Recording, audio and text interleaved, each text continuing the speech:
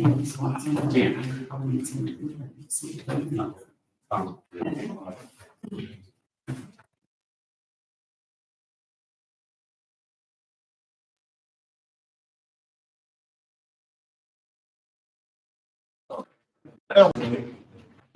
right, I'd like to welcome everybody to the meeting of the Williamson County Board of Commissioners. Today is February 1st, 2023. It's 10:05 a.m. Roll call, please. Jim Magnuson. Present. Jim Marlowe. Present. Jim Razor. Present. We've moved public comment up to the beginning of this. Does anybody have a question or comment? Hearing none, moving on to old business. Anybody have any old business? Jim, you good for old business? Okay.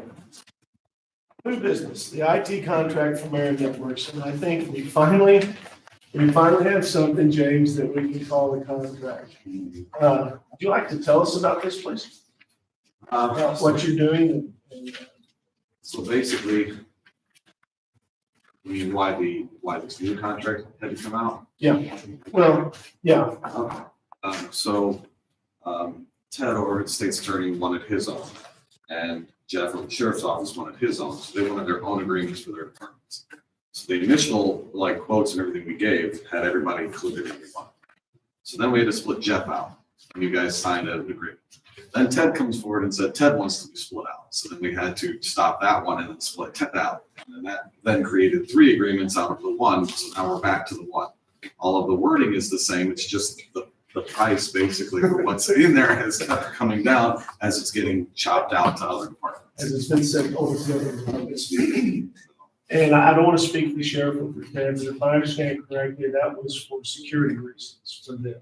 To be broken out. For Jeff, yes, that's how it was explained. Ted, I'm not sure. So. Okay, does anybody have any questions about this? Are you gonna need one for the public defender? Aren't they the same thing as the state attorney?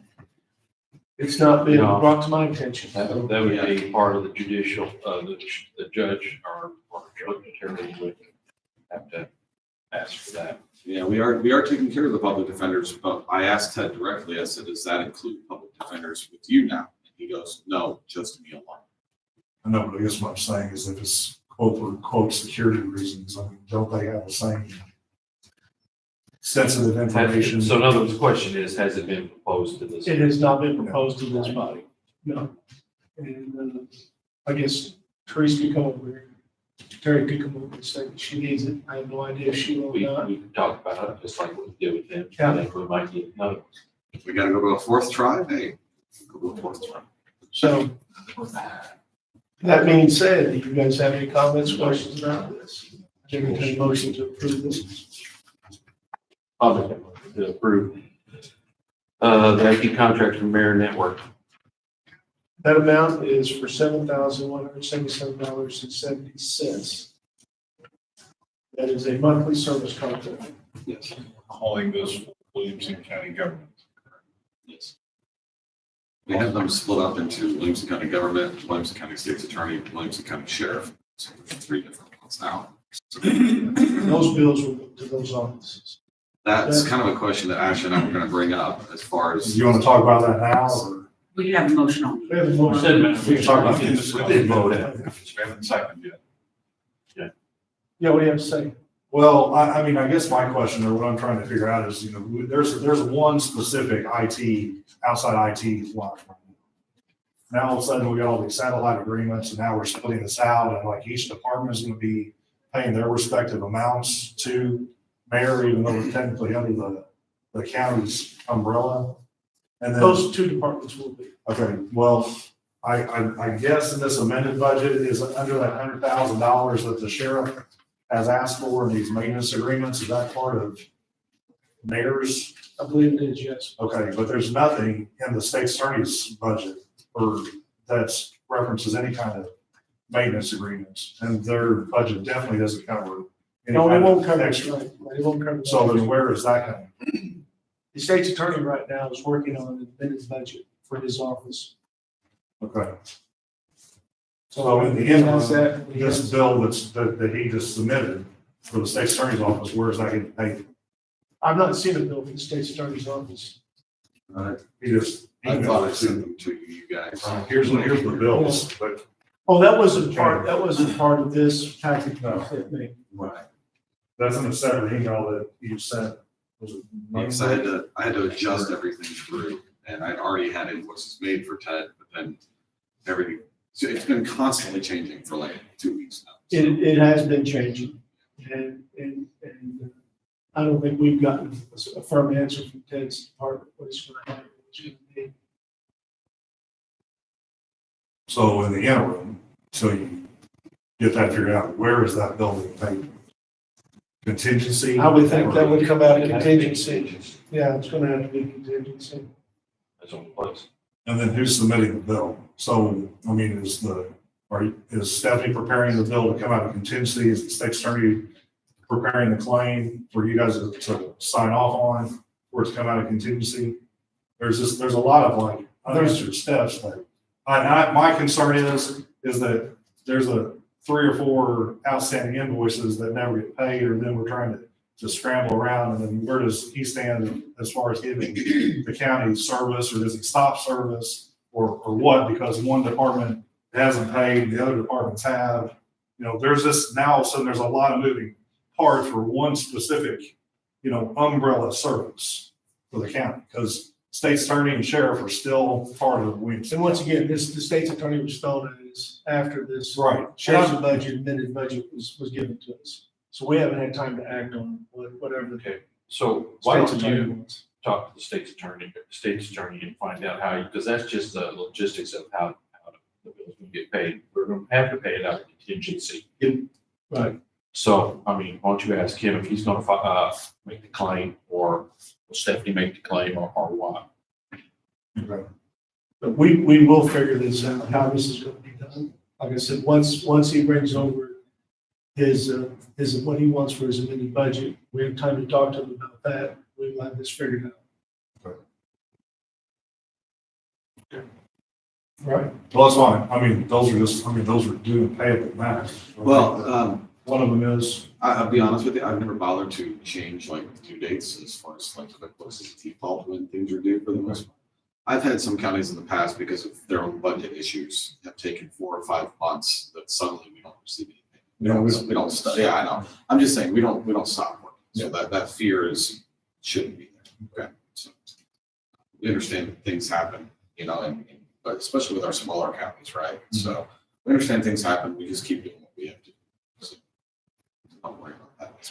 So this is just the logistics of how it's gonna get paid. You guys have money to Yeah. pay it, so it's just who pays what, who makes out what claim. That's all we need. Yeah. That's none of his concern. His concern is that the check arrives. So, Yeah. all Yeah. the checks around. that's right. That's exactly right. Anything else? No, no. Okay. All right. We have a motion? I'll second. Roll call, please. Jim Adkison? Yes. Jim Marlowe? Yes. Jim Ray? Security tokens, we've got a bill for the security tokens. Let me just say real quick, if you guys want to wait on paying Ted's until you figure that out, that's fine. Not concerned with that either. Okay? Whatever's easy. Okay? Well, I talked to them the other day, and they were still working through what changes he would like to see in his budget, since he didn't have the input in his budget last fall. He's new. And then at the last meeting, we didn't approve the security tokens, and we rescinded that, I suppose. That's why this is back on. Stephanie, do you have that bill for the security tokens from the last I meeting? believe it's 3,000.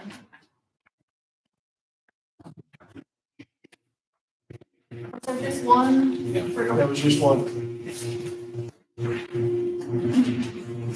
This is part of what we approved last meeting, and rescinded because there's going to be changes in this total price for the monthly services. We have a bill for the duo security token for $3,000. Those are $25 a piece, and they're part of the dual factor authentication. That has changed. from the previous bill. Keep the water money. Is this just for Williamson County government? That is for Williamson County government and state's attorney's office. It's both. But not the sheriff. Not the Sheriff's sheriff's. County is on. And the state's attorney told you that was okay for him to be under this. I think it might have actually just been a mistake, so I got left in there. So if you guys need me to split it out, then I can split it out. That's up to you two guys. It's all the same money. It's all It's coming coming out of the off same pot. Different shelf out of the same cabinet. It Yeah. doesn't bother me. I just want to make sure we're clear and Yeah. we know what we're paying. I only know of two bills for security tokens, one for the county and then one for the sheriff's department. That's all I know of. And this is a hardware purchase. Yeah, it's for the actual tokens that read a key on them. So when users log in, they have to reference that key. Just for the sake of simplicity of group it, we can make any modifications as we go. We can always modify it. So a motion to approve the security tokens for purchase for $3,000. That motion. Second. I'll second. Tim Matheson, Yes? Jim Marlowe, Yeah. Jim Razor,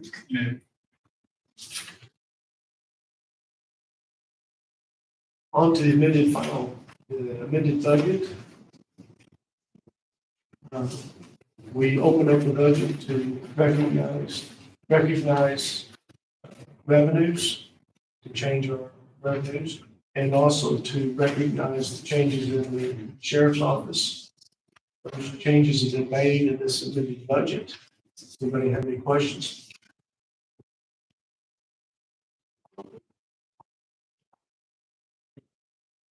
We have a motion to approve the amended budget. I'll make that motion. Second. Second. Roll call, please. Jim Matheson, Yes. Jim Marlowe, Yeah. Jim Razor,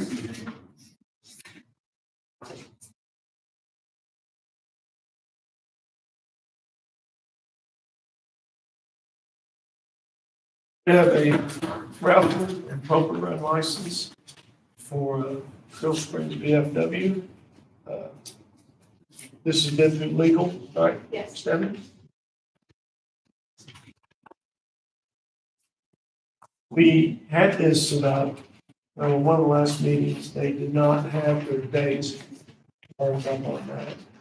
I called them and asked them to confirm the dates or they would have these raffles. Looks like they have. Do we have a motion to approve this? I move to accept the raffle poker run license application for Grill Springs VFW. Wait a second. I'll second. Roll call. Tim Matheson. Yes. Jim Marlowe, Yes. Jim Razor, Okay. Road project loan renewal.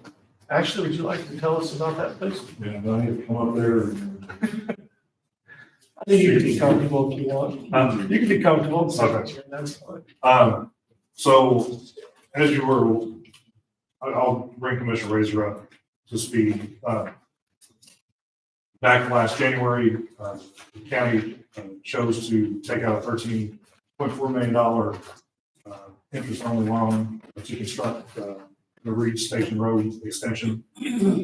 We put that out for bid. Got a bid of, I think, 0.76% from First Southern Bank to be able to do that loan interest only for that year with a renewable, a guaranteed renewable 12-month term, making sure that we met our requirements of being 2 years or less on any kind of financing.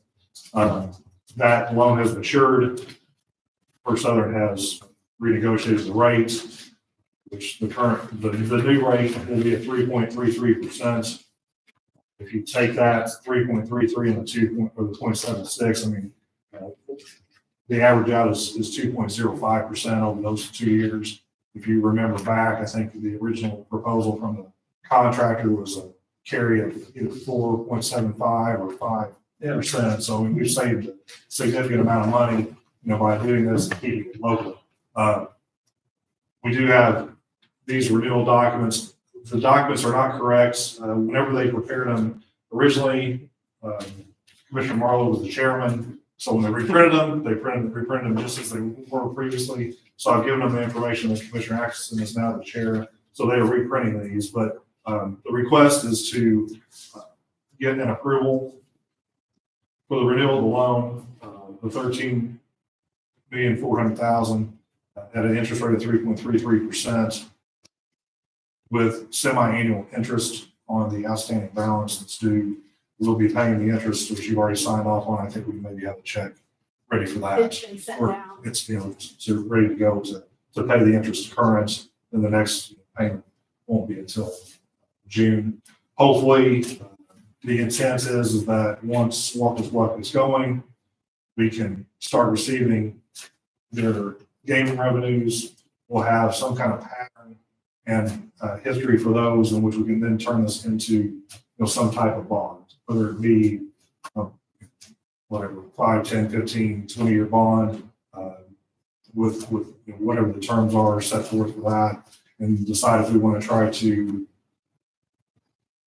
go ahead and send that out nationally, like we've done with the jail bond, or I've talked to some of the banks. I think they would actually take this locally as well and be very competitive in the rate where, all the funds and money will stay within the county.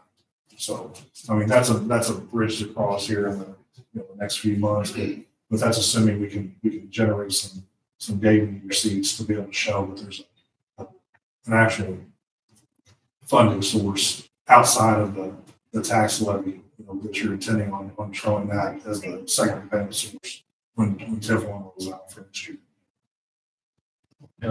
They're still talking about maybe in April, hopefully over there. Yeah. Just a caveat to that, I should be giving you a final thing in the next few weeks. We have a final number.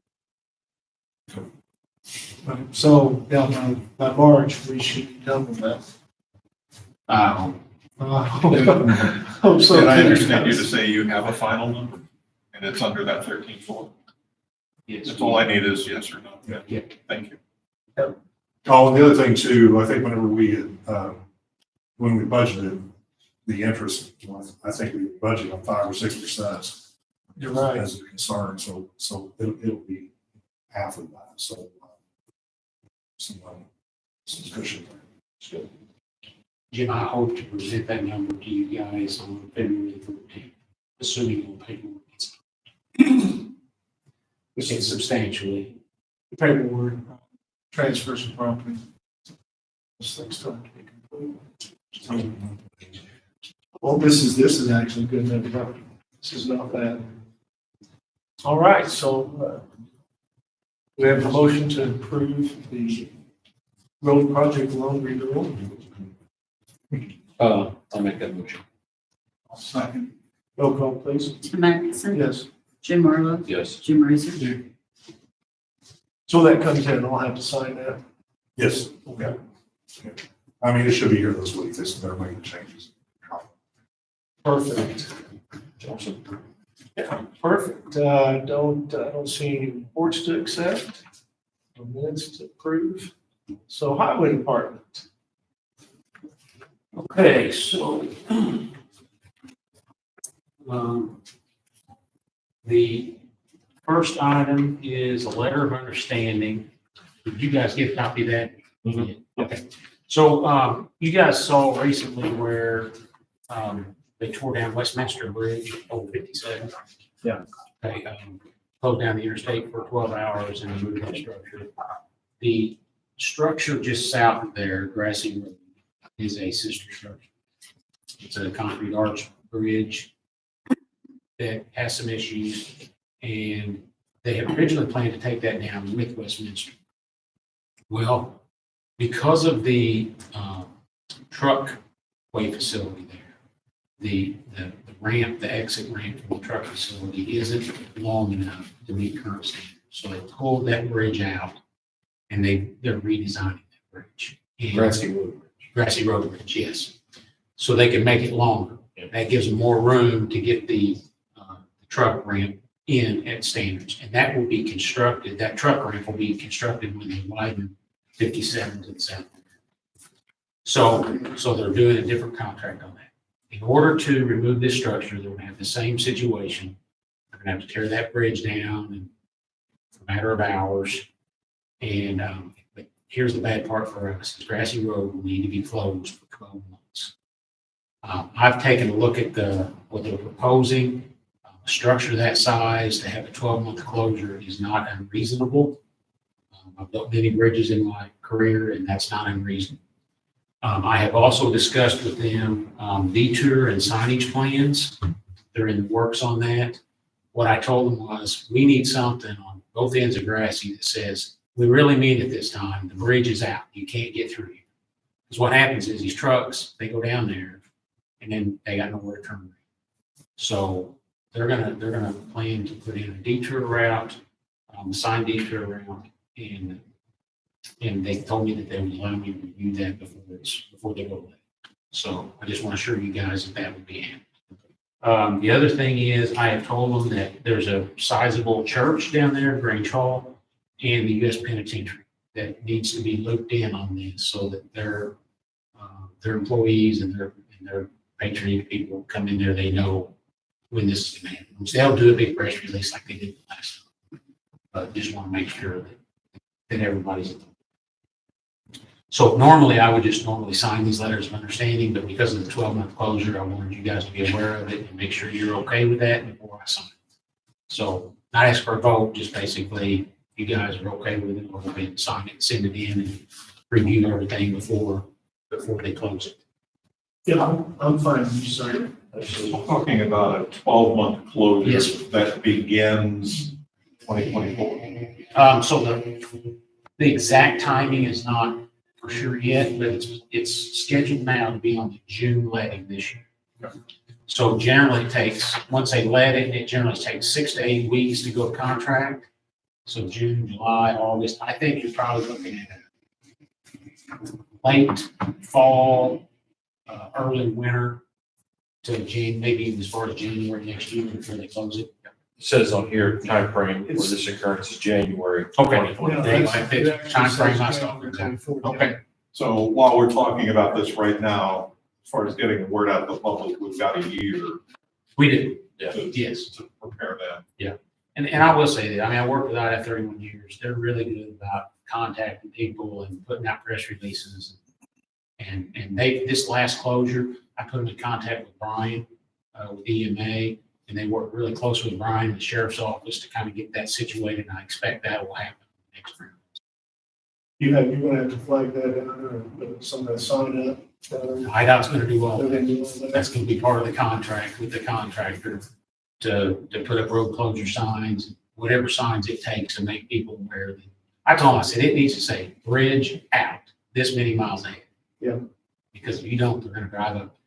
So let me understand, Grassy Road, is that a county road or? That's county highway. Okay, but the bridge belongs to IDOT? The bridge, so what this agreement says is, well, I'll tell you what it is today. Today, the bridge is the states, they do all the inspections, they do all the maintenance, with the exception of between the pyramids. We do snow plow remove, we do the snow plow, we do, like when we stripe it, we do all that. But when it comes to the actual structure, anything major, it's items. And the reason is because of the years. They want to maintain control of that structure. Because say the county, these counties, if we didn't maintain it properly, then it's going to be a liability to the insurance system and the feds will. Sure. So other than normal routine snow plowing, cleaning, painting, it's all on the state. And it's not gonna cost us anything. No, in fact, I will tell you this, the guard, part of this deal, we always, the state always gives us, we always have, that's the other thing, we always have the guardrail. And so our guardrail will all be updated as part of this. So we'll have the maintenance of the guardrails because it's on the roadway, not the bridge. So yeah, that January fits with the same timeline I was talking about, so yeah. Okay, well, I will get that back to them and I'll make sure we get a review on it before they go to let it. Sure. Before I let you go though, you brought me a uniform agreement after disclosure of interests. And this is for the Saline River Valley turn lane that the state is being split correct? Okay, so the state will not put this in, but, so Saline Valley Farms is putting the big packing plant in on 166 South of town. There is a grant, that we've discussed with myself and Claire Ziegler Engineering, which is now ownership, have been discussing with the meat packing group for probably a year now.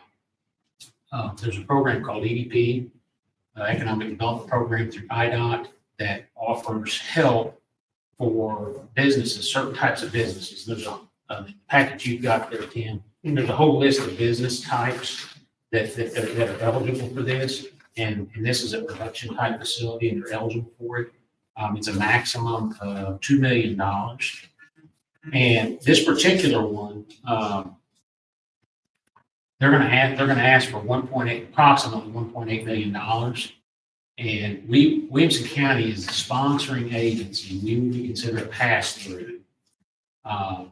And Claire Ziegler / Homer Shipper is doing the design and coordinating with IDOT for a permit. And basically what's going to build the entrances and the turn lanes that are required to handle the additional traffic for the meat packing facility. This is, what's really great about this IDOT grant is because it's all on state right of way, it's 100% funded. So the meat packing group is gonna get 100% paid. There's a very small amount of, there's about 80,000 up front that they're gonna be out for some additional designs to be able to get the documents together for the grant. But in return, they're gonna get like $1.7 million to build all this. So we're really happy to be working with those guys and making this happen. It's just they've been very successful getting grants, and this is just a really good one that has no local range with its own state. All right, and this is actually based on employees, right? Yeah, so they provided a document here that shows the number of employees, and they can get up to $30,000 for every new job created. And it's got a maximum of $2 million, and they're gonna try to claim $1 million. Yeah, Absolutely. well, and that will cover, like I say, it'll cover 100% cost of this whole project. So it's a no-brainer. It's a win-win for everyone. We're really glad to be with it. So. Yeah, it's just another way that the county's been able to help them. Sure.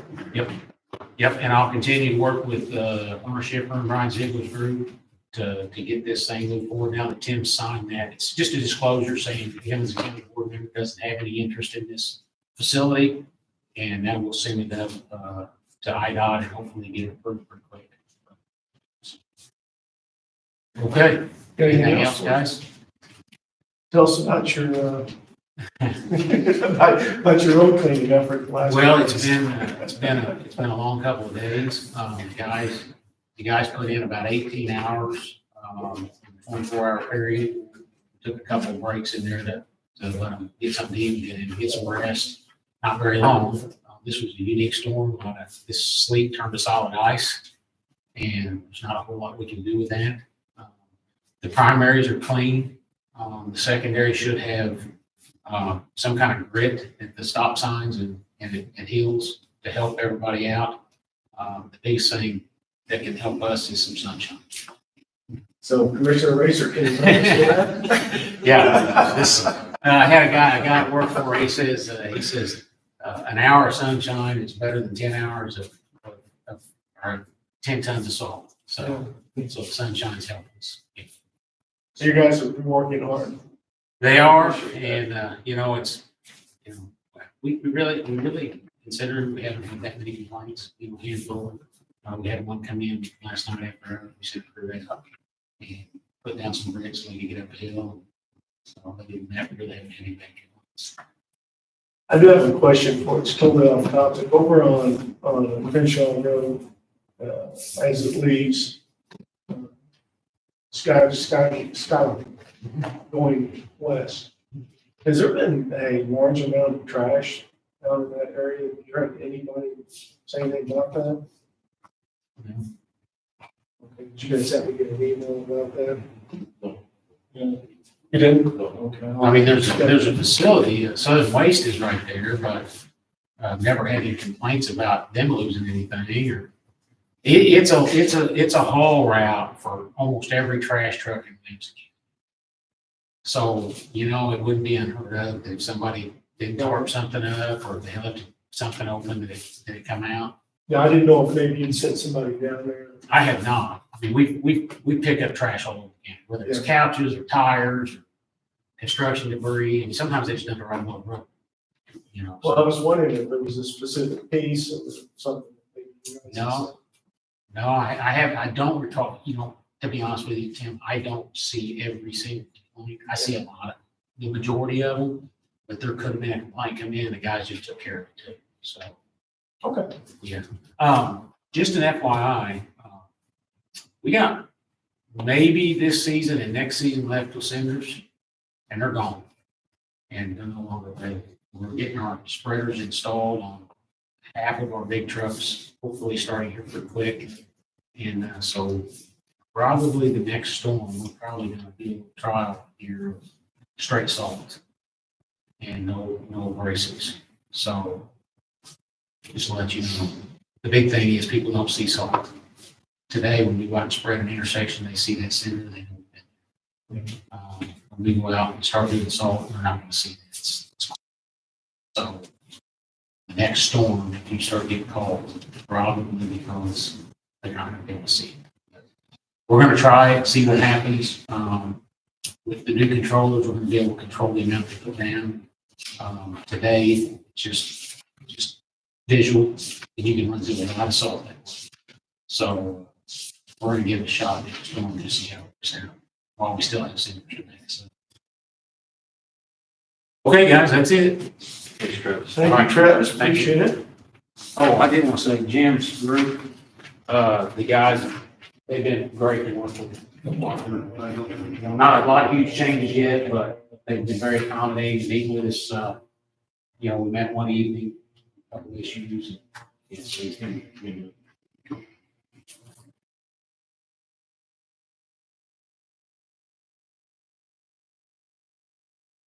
We have the ordinance, liquor license ordinance today. We're adding a 21st license. We're going from 20 to 21. Right. And this license will be for, what is the name of The it? cross-eyed bear. Cross-eyed bear. Play the music. This is something that we have to do whenever when we have somebody come in and apply for a license. We add them and we take them back as we need to, depending on who's coming in and who's leaving. Do I have any questions about this?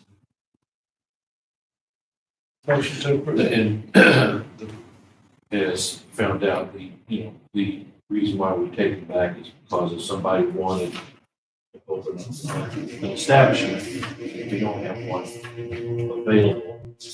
We're not forced to give them a license. If we had one left open, we'd be forced to give them the license. So that's why we take it back. So there's nothing that says that we won't encourage establishments opening up. We just want control over licenses, just in case there was issues. With that being said, though, I'll make a motion. A second. And this is, when we say from 20 to 21, this is only Class A, so Class A. food is involved here as well, right? Not Yes. just water. I'll second. Roll call. Jim Adkison. Yes. Jim Marlowe. Yeah. Jim Raven. They don't necessarily have to have food with Class A. The Class A allows them to do a lot of other things. On the premises, something like a heavy meals, sell their packaging or stuff like that. Not as limited as other licenses. So they have sent in, the Cross-eyed Bear has sent an application, and I think in the past, it has been under the liquor commissioner's purview to accept that or to approve that liquor license. So that hasn't been invoked in the past. If you guys would like to change that, we can. Effectively just make that vote. You just effectively have made that vote, right? But that ties the name to the license. You guys good with that? Okay, good. Well, if that application passes, we will get them in. Last thing I have on the agenda would be a travel reimbursement. I went to Springfield to a conference the other day, and it was about FOIA, and it was also about counties that have townships using a county administrator. So that was what we had talked about there. Some useful information on FOIA that we may want to talk about at some point in the future. But anyway, I drove 372 miles. Amount is $243.66. I'll make that motion then that we approve the reimbursement of $243.66 to Tim Atkinson. Second. Roll call, please. Tim Atkinson, Present. Jim Marlowe, Okay. Jim Razor. All right, does anybody have anything else, any comments, concerns? Okay, Ashley? Well, two things. I'll jump first to ARPA. I sent you all an email. I submitted the most recent quarter ARPA report to the Treasury. If you notice, it's 44 pages long. Took me about 10 hours to do. So, and it's only going to get larger. So just, it's a big undertaking. Your other counties are paying groups $10,000 and $20,000 to do this, and there's a reason, why they're doing it. Then I guess my other question is regarding the budget. As I'm looking at this, and part of the amended budget is putting an increase of $1.4 million into capital improvements, which is going to bring that to $2.4 million. I guess my question is, I understand, the commissioners sign off on capital improvements for any of the approved or the appointed departments, but do they are you to sign off on capital improvement purchases for other offices? I know you've approved those maybe based off of what they've submitted, but at the same time, those are estimates and budgeted items. Do you sign off? Because that's a trust. That's not out of anybody's budget. So do those need to be viewed and reviewed by you and approved, either the claims themselves or the actual purchases? Because there's several offices now that have submitted capital requests that they need to we need to make sure that they stay within those guidelines. And just because you're an elected official, and I don't know the answer. That's why I'm asking you this. Yeah. But who's to say that I couldn't go buy whatever, and and if I throw it on claim, you guys sign it or don't pay attention or don't realize that wasn't what was in the original budgeted amounts or anything like that. Where's the safety net or the check back or Right. check and balance? Checks and balances. So that's why I want to bring, because we're starting to get into some uncharted territory. In the past, the capital improvements budget had been like a maximum of $300,000. Now all of a sudden we're 100 times over that now. So where are we going? Where exactly are those checks and balances? I would think that the answer to that would be when the commissioners sign it. Before they sign, they look at the claim, what it's for. And we've got a checklist of what was asked for and put back in capital improvement, whether it be squad cars or for equipment or anything else. If it's something that doesn't register, that was part of the original request, then it's brought into question. Where does this get taken out of? So let me throw this scenario out at you. Most everybody, we pay our bills. You call Styles, have them deliver whatever, 12 computers. Or you have Mayor deliver 12 computers to your office. They're going to bill you, afterwards. They've already brought the computers in here, they've set them up, and then now here's the claim. And it wasn't included in the budget, or it wasn't included in the original capital improvements budget. Then where are you now? they're already done, If services and equipment has been That would- provided. that And would then now have what to do come you do? out of their budget or something, would be the only answer. The two options there, come out of your budget somewhere, or like bullet paid out of contingency. So that would be it. I guess I I'm think asking what you're is, do you asking want to is- adopt a policy in which, like you had Travis come and bring you, Right. here's an invoice for a truck or 12 computers Ahead. or a vehicle Ahead or of whatever else ahead of Yes. time, and you guys actually approve that purchase? Because again, that's under your purview, unless Red tells something different. But that is a trust. That is, For those capital purchases. yeah, for they those would particular have- capital purchases. They would have to come and bring us a quote, a request to spend that money. That'd probably be a good idea. Yeah. So- That hasn't changed. I don't think anybody's brought anything up capital without at least bringing it up here first, have they? well, people have, you just have to sign off on it. Yeah. And also that Yeah. you, basically, it's presented to you in the budget, then after that, it's like set it and forget it. So, Right. you know, what I'm saying though It's is kind that of a check and balance. if all of a sudden In this things instance. change, things are becoming more fluid. If it wasn't approved in the budget for capital expense, then, I think we'd have to see it first before they spend the money. I'd say, go ahead. I'm trying to follow what your scenario you're drawing, and that is, someone went ahead, they did not come to the board. They ordered something, it's delivered, and then they present that you're pay for this. Yeah. Is No, but that, if it's, okay, okay, here's an example. I'll use my office. I think I asked her, maybe there's some capital improvements for $15,000 server. Okay, so there's $15,000 earmarked, or 10,000 earmarked to my office for that. So what if I wanted to say, I don't really need the server, I'm gonna go buy 10 computers? It's still under the $15,000, but that wasn't what you had originally agreed, to have done. So, even if you're under the parameters of that budgetary item, then, but it's really not for the purpose intended. So I see. that's where I'm getting at is, I'm just saying, there are a lot of things that are happening that when you're talking lower numbers, a couple $100,000 in the trust and, also spending, 5 or 10,000 here or there, you can absorb it.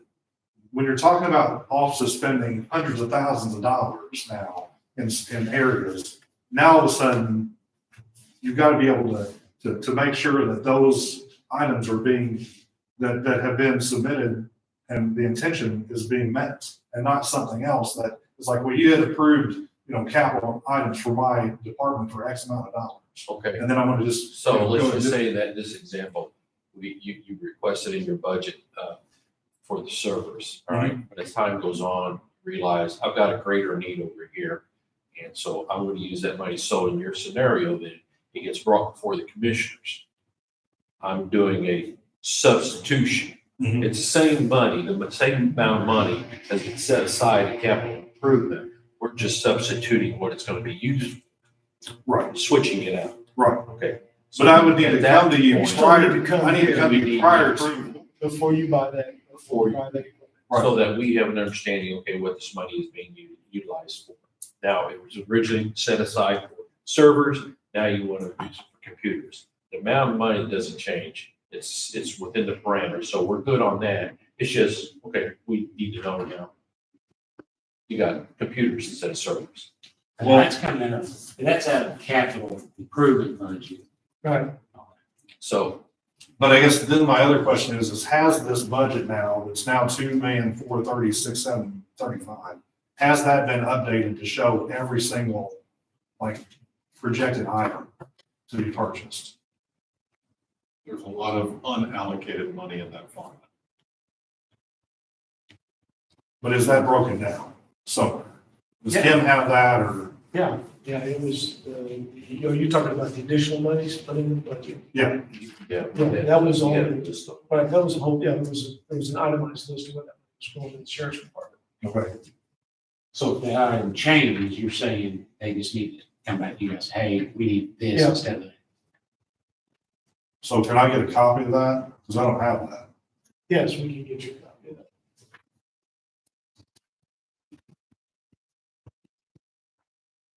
Because since that check comes out of my office, I mean, if it doesn't match up with something that's on that list, then I mean, it's my responsibility to inform you, of the discrepancy.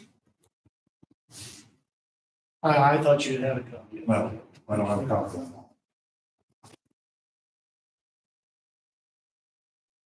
I think that's discussed in open meeting. We discussed it in open Yeah. meeting, yeah, that was all in open meeting. Everybody that was. Well, I mean, I knew the amounts, but I didn't know that there was the specifics of what that consisted of. Right. Now, there's a list of amended, not everything in his budget was amended. There's a list of about 15, 18 items, something like that, that changed for him. If I remember right, he put that in his budget for, and he listed what it was for. Yeah. But then you guys pulled it out of the budget because that was a capital improvement. Right. You put it on capital. It was in improvement. his, right, it was, there was 800,000 listed in the sheriff's budget, and that was for squads, radios, other equipment that he needed for the squads. Mhm. And then we took that out of his budget, put that in capital improvement. Right. I just need, I mean, Right. I remember that conversation, but I need, I need The that rest of it new was list. undesignated. Yeah, I need the new list of what, those amounts are and what the unallocated is, because if we get to a point, Well, it's It's past unallocated, that. there's nothing that's been added or asked for right, to charge to that unallocated amount. right. But, okay, let's use the sheriff for example. 800,000. All of a sudden he brings in $1.5 million worth of capital purchases. Well, that 600 of unallocated money needs to be brought before you to be approved prior to that being spent or being purchased. So that's what I'm wanting to make sure that we are all. That's where we're at, Okay. yes. Okay. And then the last thing, I'm just gonna bring it up.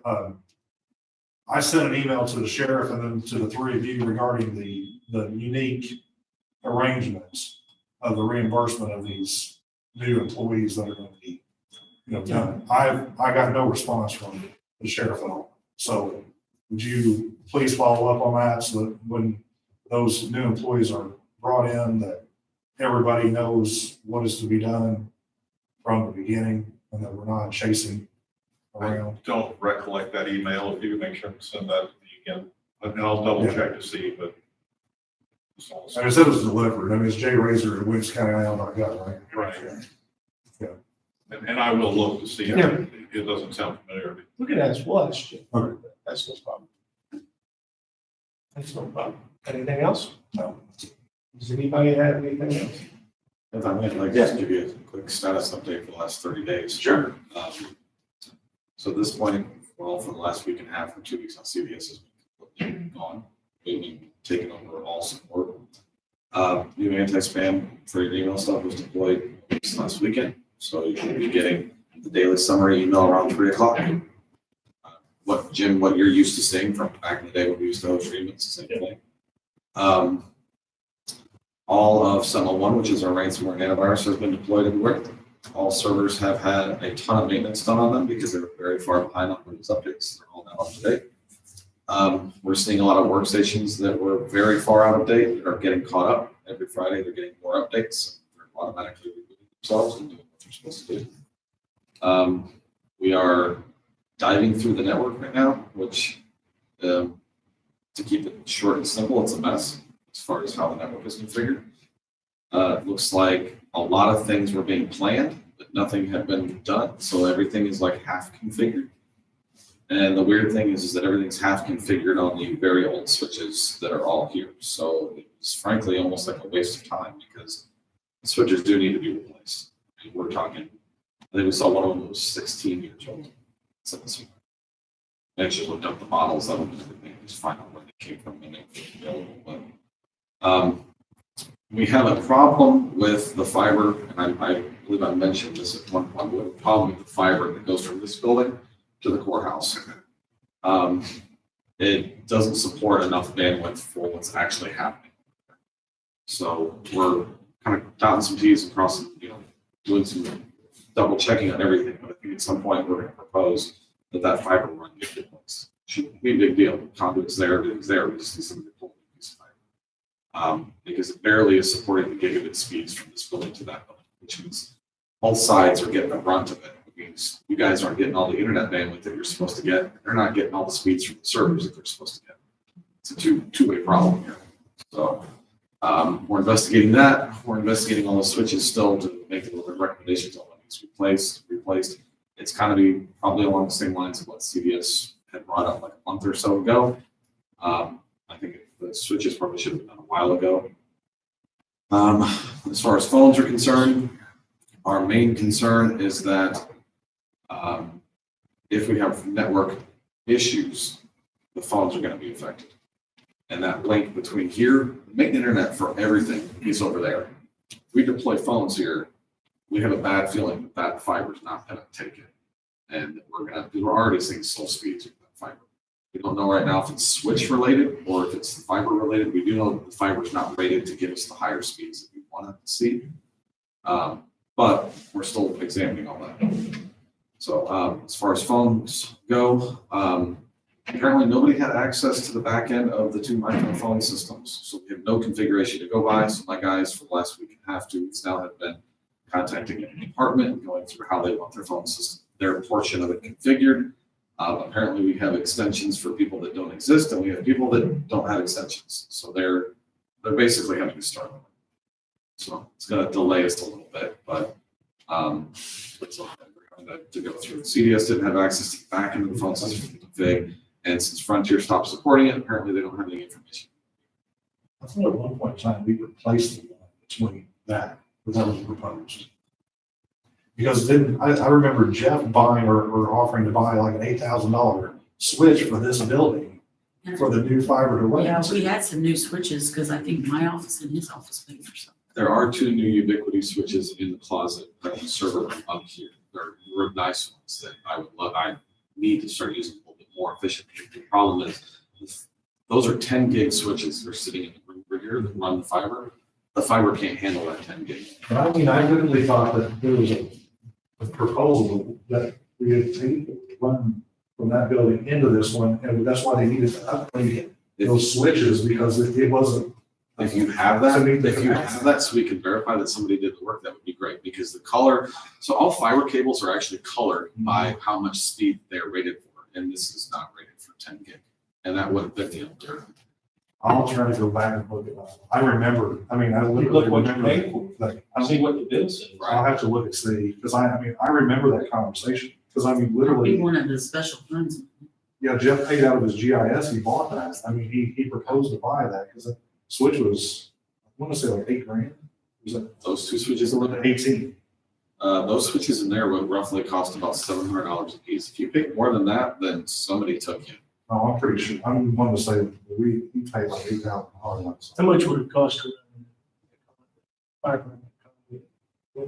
I would think a normal electrician that can run wire through conduit would be like an afternoon job. You get them a long piece of fiber and say, run this fiber through the conduit. That should have been it. I mean, you might look at $1,000 for the piece of fiber that's already been terminated at both ends. And as long as really our biggest pricing would be of an electrician just running it through the conduit, getting it up to the building where we need it to go. That's it. I mean, so I couldn't imagine it being. So we may have paid for that, and you may I'll be. research it, but And then I please do. I said $8,000 sticks in the pipe for something. But I could see maybe the whole project costing $8,000, including the switches, including the fiber and the labor to run the fiber. I could see $8,000. Okay, So because I mean, the prior assessor, I mean, has a GIS, and they were able to say, well, some of this was going in, and he was gonna, I'm pretty sure we paid it without that GIS. Wasn't PBC gonna take care of some of that? I mean, that's I think. That's he paid for internal some stuff, and now operations. he's able to do some stuff with Yeah, elections. yeah, I mean, there was some kind of combination of, okay. like I said, 2 or 3. We'll see if you can find it. I'll research it, see. I'll send out another email once we know more. My guys, they had the network maps that we got were a high level overview of them that were literally just created like a week or 2 before we asked, or I'm sorry, a week or 2 after we had asked for them. So now we're having to go through with a fine tooth comb. I don't know if any of you guys have been in the wiring closet in the other building. I mean, that's the stuff nightmares are made of. Okay. Is that the spaghetti room? Oh, yes, that is, it's a very scary, just put it that way. Nothing's labeled, you don't know what's going where, and that's what they're trying to figure out. So that way we can actually label everything appropriately to know what goes what. Because right now, frankly, if something were to happen in that room, like say a mouse chews through a cable, we're gonna have no clue where it is or what that cable goes through or anything. So that's why we're taking this time with the networks. It's our backbone of everything. So that's when this whole fiber thing came up. But this can be all clear. Oh, yes, yeah, it's just gonna take a little bit of time. You know, just for our sake, if something goes down in the middle of the day, if something goes down in the middle of the day, we've gotta know what's the fiber that runs here, what's it running there, what's all these cables running. Communications. I mean, And then your concern is that we have VoIP phones here, it won't be able to handle. that's my concern, because the state's attorneys and public defenders has already seen slow speeds for just transferring files from here to there. So now granted, we can put what's called quality of service stuff on the VoIP, so therefore the data can't affect it. But no matter what, the problem's still gonna exist, where we still need to get speeds up. So, You're putting multiple conversations together, make sure I'm clear. sure, It sounds like for $10,000 or less, cable could be run I would assume, and get rid of this issue. yes, I would assume. We still should have some of that money available in the line we have for the phone install and just get it done. I mean, we might as well just. I just- I'm with you. If we're gonna do it right. It sounds like, it sounds like to me that would be part of the phone system that we will get rid of. I'd like to see at a minimum of 40 gig backbone between all of the buildings, because you guys are all connected, even with the sheriff's office, everything terminates over there. So I'd like 40 gig connections, because there's files that transfer all over the place. So, and the switches, heck, that you guys have got that's sitting in there, those are 40 gig switches. Yeah. So, The second part of the conversation is that you already paid for it once. That's the second part of the conversation. right, that's why you need. But I mean, that's. Well, we don't know that we paid for that particular. Exactly, that's what I'm Yeah. saying, that needs to be invested. But there are things that we have definitely been paying for since last February that need to be. That room is supposed to be cleaned up too, and that's part of it. Oh, that room is, Which room are you talking about? This was. You saw the spaghetti room over there. I'm That was serious. part That of it room's- too, that that they were room's supposed to scary. clean that up. At the point that they talked about running the fiber between the buildings. At what point? That was part of them taking on this job, was to clean that mess up. If somebody's cleaned it up, I would be surprised. You'd hate to see it before. Huh? You'd hate to see it before. I'm not joking, there's wires coming from everywhere, and you literally out of the crawl spaces, through holes in the walls, I mean, everything's a different color, I mean, it's, Man, you're looking at 40 years, Joe. right, it's just, we've gotta just Yeah. nail it down and make it proper. Companies. James, could you give us a quote on that, please? Sure, the main thing that I would do would be, because you use an electrician already, PVC might be used. Feral, I mean, Feral Electric does a fair amount of PVC. But, I mean, I don't know if it's required to have him. But he's like whenever they redid the elevators over there recently, he redid the control room and all that. So he would have a pretty good understanding of that. Plus here, because he just redid some. that's what I would like to make sure that, no matter what, I would like to use an electrician that's already familiar with what's going on here, because I don't want some other electrician. That's what I was gonna say, whoever you feel comfortable with, that's the one I feel comfortable with. I want whoever's shown work. On the elevators, there's going to be some work done. Uh, Those elevators. No, we included in the white bid were, some, what we call ATA devices that basically activate those analog phones that are in there so we can put on. Okay. They're already in there. So that is an electrician. We just go down to wherever the phones terminate and we basically plug the elevator phone into this box and plug it in.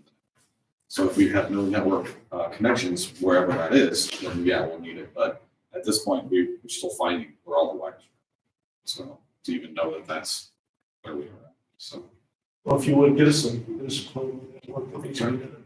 you just email me any contact information you got of somebody. Yeah, I'll double check with Mike Surrey and just ask him if there's any other alternatives that we use. I don't know how busy Trent is, but they always been real good about trying to. I know for the Clinton Electric does a lot for the jail. They're over there now, I told him. Carol does most of the stuff. For both of these, two. Right, well, hopefully then they know all the conduit where it's run and everything, you can easily do it, that'll be the trick. If we go to some other electrician that's not familiar with it, they get charged 5 times more just because they don't know Yeah. what's here. So, yeah, other than that, so phones are in progress, I know phones are being programmed, I know they have a lot of the users already in there. I'll send you guys an email today or tomorrow with like when we think we're, judges, probably we're gonna have them. I know that's one of the those 2 departments are what we're focusing on is getting them going. And since they're over on that side, this link between us is not really that big of a deal for them. So they'll have the capacity in those phones. Yeah, over there's fine. The only other issue that has sprung up, it appears that the 2 firewalls that you guys purchased from Meraki's, I know you originally had Sonic walls back a few years ago, but then we moved to Meraki's. The Meraki's that were put in, unfortunately, they are the base entry-level Meraki's, which means that in order to increase our internet bandwidth at any time in the future, those are going to have to be replaced. Those Meraki's can't, the specs don't allow them to go any faster. As a matter of fact, our internet speeds are probably getting clipped just a little bit because the Meraki's can't. They should have been 1 or 2 levels higher, giving you some room to grow and breathe. So that's what I'm being told by my network guys. But for right now, it's okay. It's just one of those things that there should have been, That's if we wanted bandwidth, we just have to build that into the cost. pretty much. Yeah. Because right now we've got everybody sharing sheriff's office, this building, courthouse. It's all sharing that bandwidth. There's 2 lines over there that are being shared. One is for like judges and public defenders and stuff like that. The other one is for sheriff, defender, state's attorney, and you guys are all sharing one line. And then the judges and like circuit clerk are sharing their own line. So we just can't cross about 500 megs per second or something. So right now we're sitting on a daily basis, we're using about half of that right now. So And that was, what did you call those things from Rocky? Meraki, MERKI. Spell it. See, other than that, we've been taking on support stuff. I don't think I've got any other updates at this time as far as IT what is concerned. We're trying to push it all out, but just getting hit from, having to do 2 onboards at the same time. So it's kind of messing us up a little bit. But I think all in all, for the last 30 days, it's gone pretty quick. It's gone smooth. Website's been moved. That's the other thing I've been talking to Stephanie about, make sure that was all done. I think we've moved right along pretty good in the last 30 days. So now we're just trying to make as much documentation as we can. So And did you give us an install date on the phones? I will the next day or 2. Let me go reconfirm with my guys and get that, because I know they've already started programming phones, so it could be as early as they actually put them down. They'll start working, but that's what we need to start arranging with them, the actual tower. And that'll all start to depend on how fast can we get the phone numbers away from the current provider, et cetera. So. Could you keep us in the loop on Sure. how that's going on? Yeah, I'll email it here probably just a second. So, other than that, it's been, like I said, it's been pretty sweet. It's fun. Been a lot of work, a lot of but we did hire some more people, so we're all good. Excellent. You guys have any questions from me? I got a question. On the phones, I'm assuming, let's just say you're somebody calling from the outside, you talk to somebody. Today, they call in the main switchboard answers it, and it says you want to talk to the highway department, you want to talk to state switch. We seem to get a lot of calls that should be going to traffic and to court. Can we get moved down on the list a little further, where it says the highway department? So the first option they get is traffic tickets, because we get a dozen calls a day. Sure. They've got you set up for information, and it goes to you. Have you not called and listened? No. I tell you what, when Brian starts reaching out about your config, just Yeah. ask that. Okay, the other question is, one,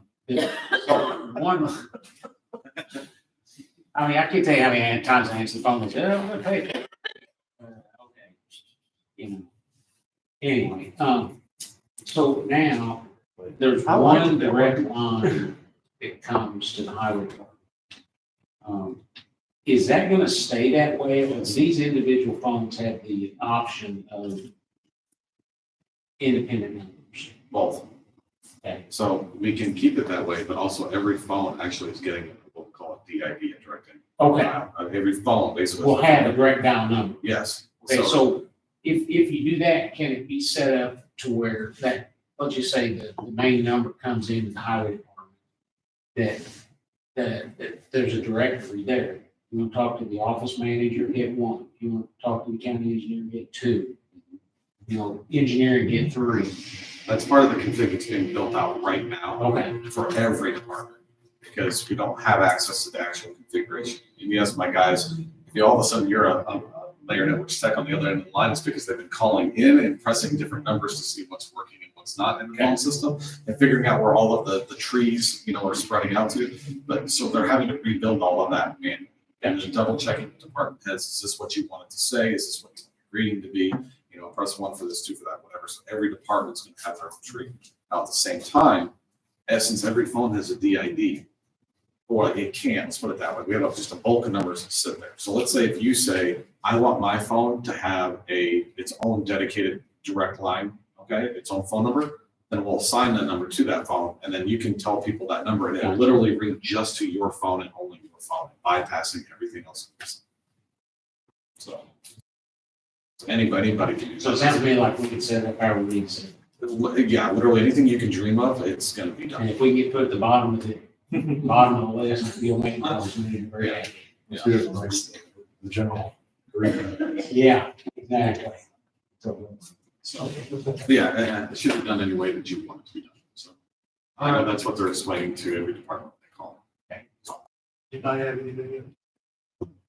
All right, we're gonna do ARPA this afternoon. You said you had a couple of things for ARPA. Well, yeah, I think it's good that we get back in. I think it's a good idea that we do that. Yeah, so we will recess and reconvene at 1:15. Make that motion. Recess. Roll call, please.